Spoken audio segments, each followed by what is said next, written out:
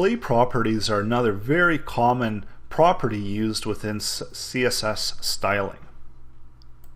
When it comes to HTML, we had talked about spans, we had talked about divs. And spans by default were displayed inline, and divs by default were displayed block. And so when we look at the website, we can see that as well, that we've got this inline display. Actually, I should get rid of some of this background here. And to comment out CSS, all you have to do is do this same type of thing here, where we do a slash, an asterisk, and then an asterisk and slash to bring it back in. I'm just going to refresh that so it's a little bit more visible.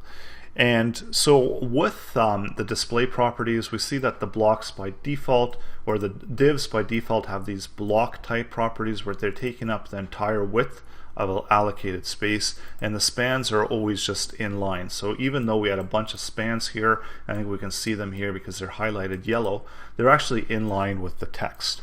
So what happens if we change span display to block?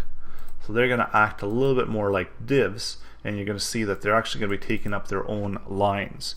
And then vice versa, if we change this divs to inline. And now effectively what we've done is we've changed the way that divs and spans behave, and we've swapped them around. And that's what you can do with the display properties. Additionally, there's another one that's commonly used, especially if you're using JavaScript to interact with your CSS, and that's display none.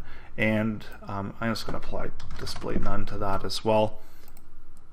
And you can see when I do a display none, it actually disappears. The content, although it's still there within the HTML code, it's not being displayed within the browser. So the browser is able to read and understand that, and in fact it just doesn't display any of the content. Now you might be thinking, well, this is kind of similar to when we talk about display or visibility hidden. So there's a visibility hidden and visibility show. And the difference between display none and visibility is that even though still nothing is showing up here for the divs, that we don't see anything on the actual page, if you notice that the footer actually moved right to the bottom. And that's because visibility hidden still reserves that spacing, as opposed to display none, which actually just removes out that entire element from the HTML. So it removes out that spacing.